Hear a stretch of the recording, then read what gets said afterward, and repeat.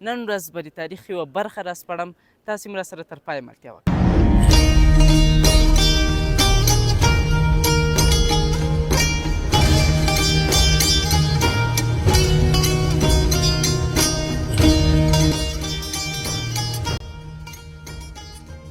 آیا تاسې پوهېږئ چې کابل ښار څنګه پایتخت شو او د چا په وخت کې پایتخت وټاکل شو؟ درنو لیدونکو ډېر ډېر سلامونه تاسو ته وړاندې کوم. هیله ده چې روغ جوړ او صحتمنده واوسئ. نن ورځ به د تاریخ یوه برخه راسپړم، تاسې هم راسره تر پایه ملتیا وکړئ.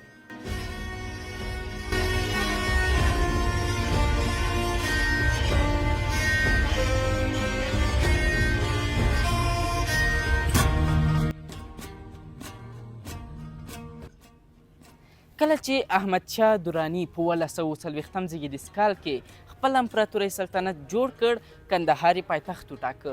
هغه له همدې ځایه د خپل سلطنت بنسټونه کېښودل، فتوحات یې وکړل او د افغانستان سیاسي نقشه یې رسم کړه.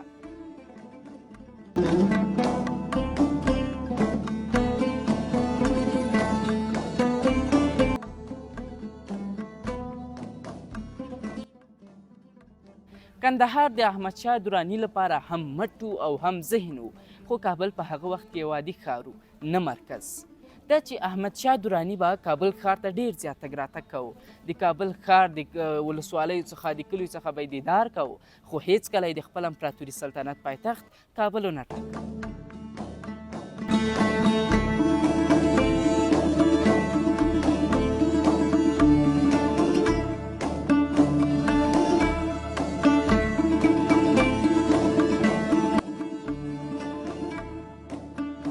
کله چې احمدشاه درانی وفات شو، پر ځای تیمورشاه درانی چې د احمدشاه دراني زوی کېده په د امپراتوري سلطنت پر تخت کېناسته. تیمورشاه درانی ډېر یو هوښیار شخصیت و، خو له سیاسي ګواښونو سره مخامخ پاچا و.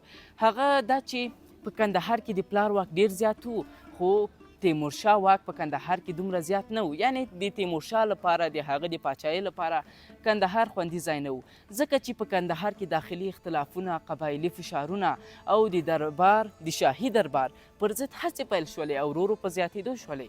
کله چې تیمورشاه دراني دا څه ولیدل چې دلته زما پر ضد هڅې پیل شوي دي، نو له ځان سره یې وویل چې زه باید د یوې بلې خاورې له یو بل ځای څخه خپل واک پیاوړی کړم، تر څو یو قوي او پیاوړی نظام جوړ کړم.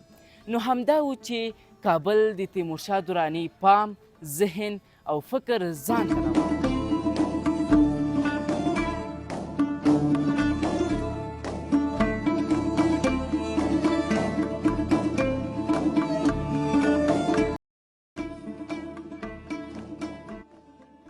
کابل په هغه وخت کې یو ښاري، یو سوداګریز، یو ښه اقلیم لرونکی او د جغرافیې اړخه یو مهم ښار و چې له هند له شنو دښتو، د ترکستان له لارو، د کشمیر له غرو او د فارس نه ورغلې لارې پکې ټولې نغښتې وې.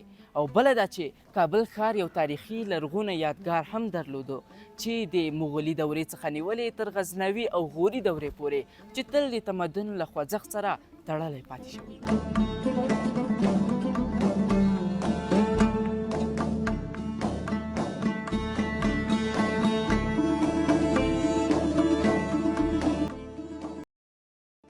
تیمورشاه درانی په 1880 زېږدیز کال په وروستیو کې دا تصمیم ونیو چې باید خپل پایتخت انتقال کړي بل ځای ته. یعنې د 1880 زېږدیز کال په وروستیو کې تیمورشاه دراني د خپل امپراتوري سلطنت پایتخت له کندهار څخه کابل ښار ته انتقال کړ. که څه هم د واک انتقال، د دربار جوړښت او اداري سمبالښت لږ څه وخت ونیو چې تر 1980 یا تر 1980 زېږدیز کاله پورې دا کیسه وغځېدله، خو بالاخره په 1980 زېږدیز کال کې د تیمورشاه دراني سلطنت په کابل ښار کې په مکمل ډول سره چمتو شو.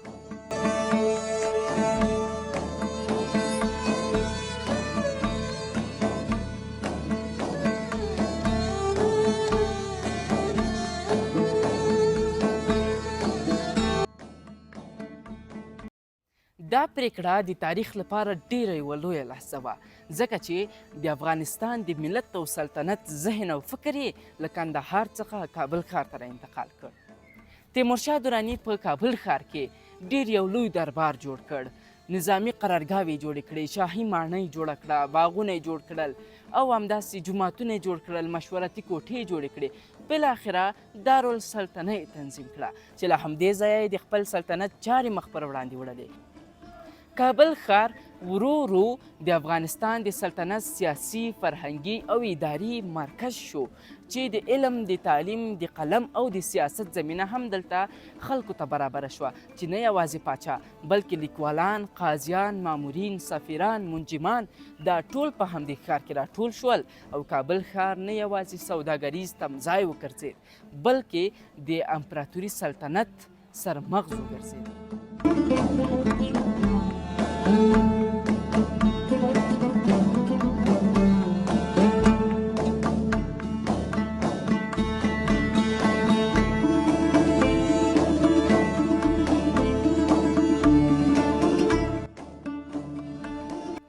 د پلازمېنې انتقال یوازې د موقعیت بدلون نه و بلکې دا د واک د تمرکز، د نظم د بیا جوړونې او د دولت د بڼې یو نوی نوښت و چې دا پریکړه یو عادي پریکړه نه وه بلکې دا د افغانستان د بیا جوړونې او د لا پرمختګ یو لوی او بنسټیز ګام و. تیمورشاه تر خپل مرګه پورې همدا کوشش کاوه چې په خپل سلطنت کې کابل ښار پایتخت وساتي او پایتخت پاتې شي. که څه هم په وروستیو کې د دراني د سلطنت زوال پیل شو خو بیا هم کابل ښار د ملت د واکمنو لپاره پایتخت پاتې شوی و. که موږ او تاسې وروسته راوګورو د امیر عبدالرحمن خان له دورې څخه رانیولې تر شاه امان الله خان دورې پورې چې د دوی په پاچایانو کې هم کابل ښار پایتخت پاتې شوی دی. د هغه نه راوروسته چې جمهوریت راغی او بیا واک طالبانو ته لاسته ورغی بیا هم د افغانستان پایتخت نه دی بدل شوی، یعنې تر نن ورځه پورې د افغانستان زړه کابل بلل کیږي او تر نن ورځه پورې د افغانستان پایتخت کابل ټاکل شوی دی.